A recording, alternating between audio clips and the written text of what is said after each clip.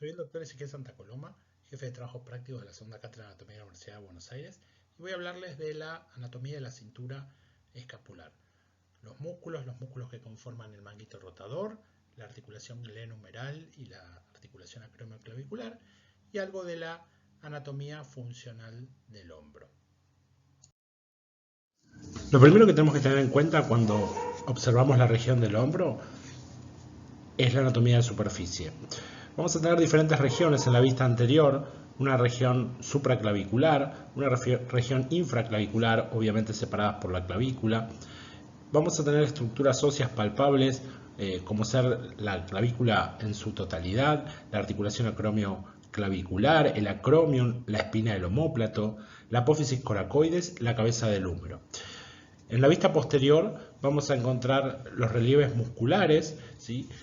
Supraespinoso, infraespinoso, redondo mayor y dorsal ancho, que en hombros magros pueden verse y palparse, y también la espina.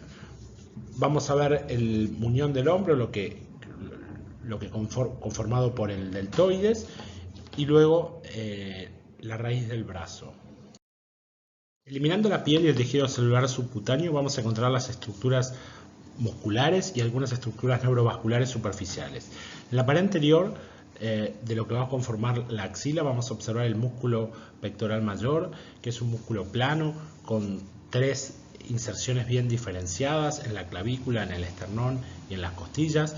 Va a tener una porción superior que va a insertarse hacia anterior en el labio externo de la corredera bicipital, y una porción inferior que va a hacerlo plegada hacia posterior también en el labio externo de la corredera bicipital.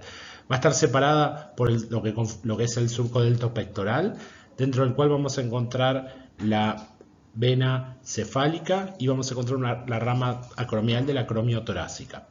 El deltoides está conformado por 3 fascículos, un fascículo anterior, un fascículo medio y uno posterior. Bien diferenciados en sus fibras con diferentes funciones, como luego vamos a ver.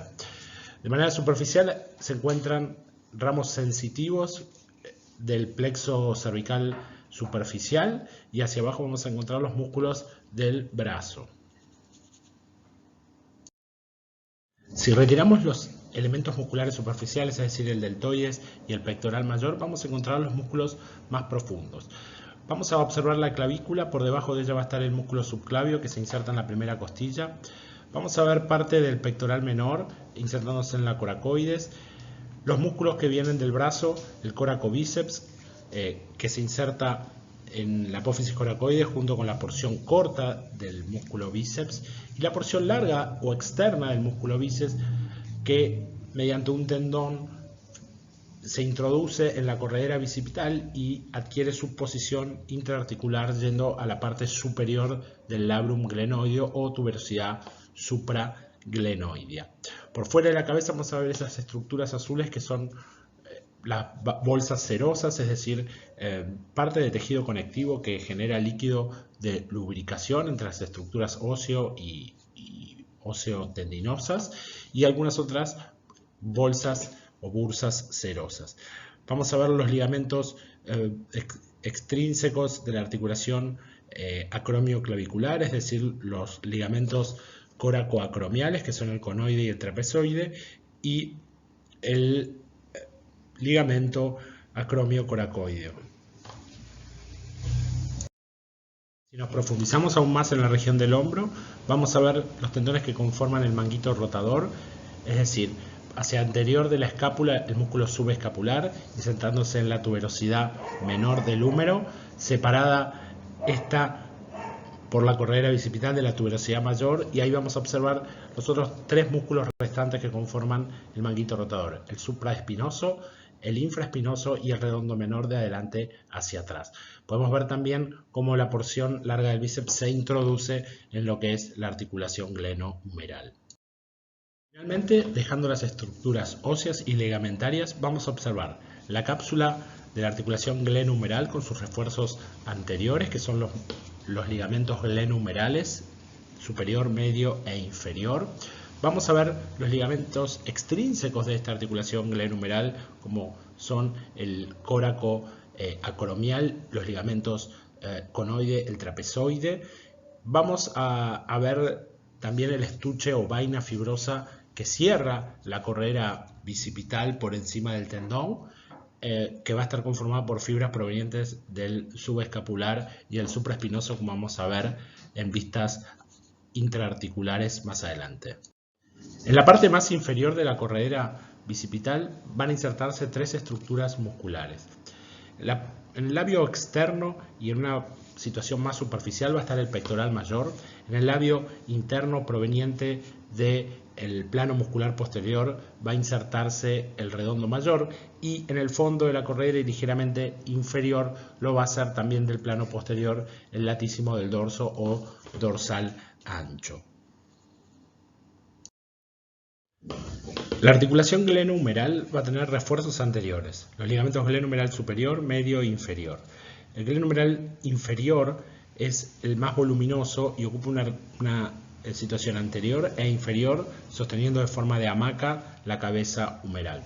Estos ligamentos resisten la rotación externa del húmero, o se contraponen, y cada uno lo hace en diferentes grados de abducción. Es decir, el glenohumeral superior se contrapone a la rotación externa con el brazo al costado del cuerpo. Cuando abducimos el brazo aproximadamente entre 30 y 60 grados, el que se opone a la rotación externa es el glenohumeral medio, y cuando lo hacemos pasamos los 90 grados, el que contrarresta esta posición, que es la más luxógena de la situación, es el glenohumeral inferior. No hay refuerzos capsulares en la parte posterior.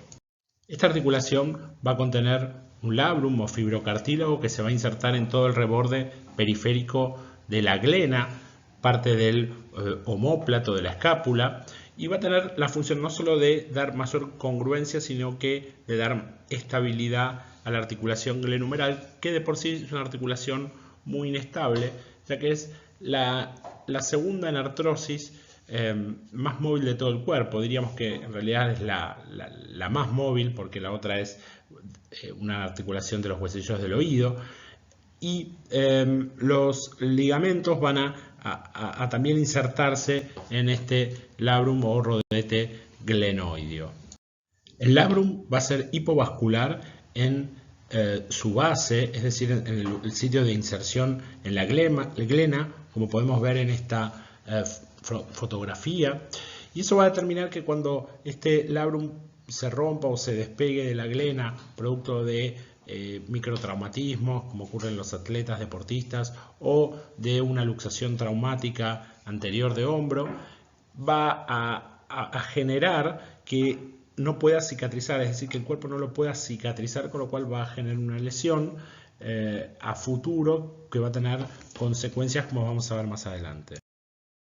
Aquí estamos viendo una vista intraarticular, es decir, una vista artroscópica de la articulación glenohumeral. La estamos observando desde atrás hacia adelante, y en la porción anterior lo que estamos viendo hacia arriba, las fibras del ligamento glenohumeral superior, más abajo las fibras del glenohumeral medio, una estructura tendinosa bien marcada que es el músculo subescapular. A la derecha vamos a tener la cabeza humeral y a la izquierda la glena. En este espacio entre el músculo subescapular y hacia arriba no llegamos a observar, pero se encuentra el músculo supraespinoso. Es la única porción, digamos, del manguito que presenta una zona de debilidad, es decir, un foramen, que es lo que se conoce como el intervalo rotador. Bien, veamos el tendón de la porción larga del bíceps. Esta estructura, que muchas veces es subestimada desde el punto de vista anatómico, tiene gran importancia clínica como fuente de dolor de hombro, tanto en personas jóvenes deportistas como en personas mayores, concomitante a patología del manguito rotador. El tendón se inserta proximal en lo que es la tuberosidad supraglenoidea. Vamos a ver que solamente el 30% o menos de las fibras se insertan ahí, y la mayoría se encuentra insertándose en el labrum, en la porción superior.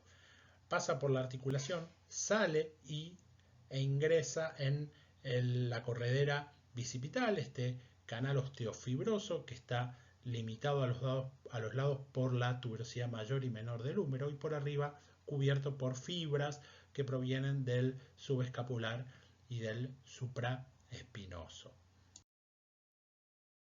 Vemos la inserción de la porción larga del bíceps en el labrum y en la tuberosidad supraglenoidea.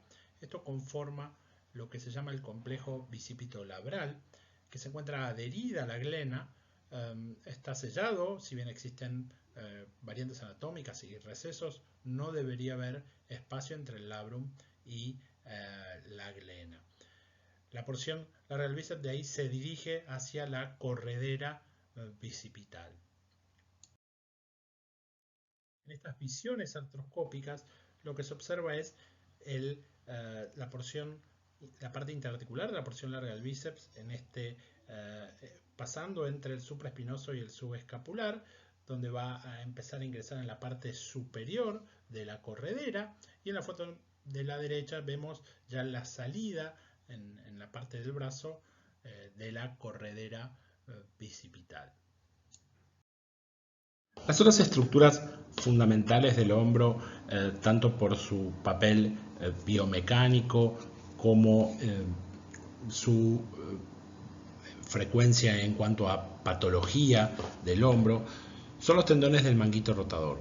Vemos que estos cuatro músculos, el subescapular, el supraespinoso, el infraespinoso y el redondo menor, llegan justamente conformando un manto continuo que se inserta en la tuberosidad menor, el subescapular, y en la tuberosidad mayor del húmero, los otros tres músculos.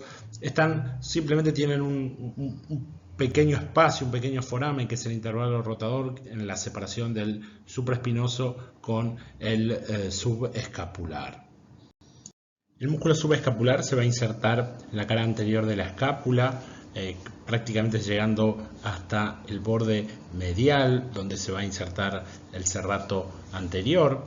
Va a tener diferentes lengüetas que se insertan que se separan por las crestas que tiene la cara anterior de la escápula, y un tendón único que va a ir hacia la tuberosidad menor. Este músculo principalmente es rotador interno, pero también tiene una función muy importante en cuanto a lo que es la estabilización activa de la articulación glenohumeral. En la parte posterior, los otros tres músculos que vamos a encontrar va a ser el supraespinoso por encima de la espina del omóplato, y por debajo de esta vamos a encontrar el infraespinoso y el redondo menor. El supraespinoso principalmente va a ser abductor en los primeros grados del rango de movimiento, y el infraespinoso va a ser extensor de la articulación glenohumeral y ligeramente rotador externo, al igual que el redondo menor. Pero cuando la articulación glenohumeral se encuentra en una abducción de más de 100 grados, va a contribuir, ¿sí?, con el deltoides en la abducción. En esta vista artroscópica del espacio subacromial vemos principalmente el tendón del supraespinoso, como de vuelta este manto, este manguito que es continuo en todos los tendones. Vemos parte de lo que es la bursa subacromial. La inserción de estos tendones en lo que son las tuberosidades del húmero presentan algunas particularidades anatomopatológicas. Es decir, parte de la inserción del tendón, es decir, aproximadamente 1 centímetro de la inserción del tendón, es una zona muy hipovascular, especialmente en el tendón del supraespinoso. Y esta área es la que principalmente se va lesionando con el tiempo, se va degenerando el tendón y ocasiona las rupturas de manguito rotador. Principalmente la más frecuente es la del supraespinoso, que son asiento de gran número de patología del hombro. En este preparado fresco del hombro, de la articulación glenohumeral y del manguito rotador, vemos cómo el subescapular tracciona o se simula la tracción y ejerce la rotación interna. El supraespinoso genera la abducción y el infraespinoso la rotación externa. Esto es una vista coronal y vemos una vista lateral del manguito rotador y de la corredera bicipital.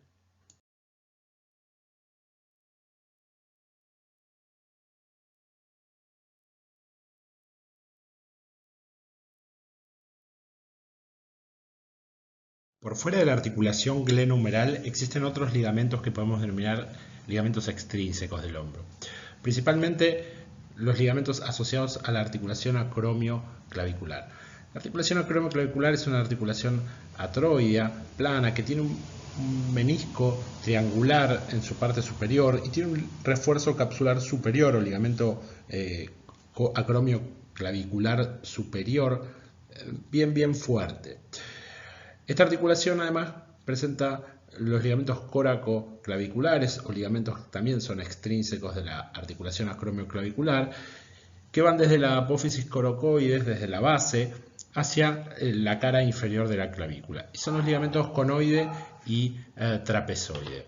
Además tenemos en la parte superior o cubriendo la parte superior de la articulación glenohumeral, el ligamento coracohumeral, y cerrando la escotadura coracoidea por encima del nervio supraescapular, vamos a tener el ligamento coracoideo. Ahora veamos algo de anatomía funcional. Como les mencioné anteriormente, la articulación glenohumeral, la articulación del hombro, es una articulación muy móvil, pero también es una articulación que es intrínsecamente inestable. Por lo tanto, depende no solo de las estructuras ligamentarias, principalmente de los glenohumerales, sino también de los estabilizadores activos, principalmente el manguito rotador. Todo el miembro superior está unido hacia el tórax en cuanto a uniones óseas por la articulación acromioclavicular. Es decir, el acromion, la articulación acromioclavicular y la clavícula es lo que mantiene el miembro superior. Y además presenta una articulación muscular, ¿sí? La cisarcosis, que es una unión entre el músculo serrato anterior, la pared del tórax y el músculo subescapular. Aquí podemos ver esta articulación, esta cisarcosis o articulación escápulo-torácica. Vemos que las estructuras musculares y entre el músculo y el hueso se encuentran bursas y como la escápula se desplaza por encima del serrato anterior. Estos desplazamientos de la articulación escapulotorácica permiten toda esta variedad de movimientos. Puede rotar tanto de arriba a abajo como de interno a externo, puede elevar o deprimirse, puede hacer protracción o retrotracción. Todos estos movimientos contribuyen al movimiento del miembro superior junto con la articulación glenohumeral.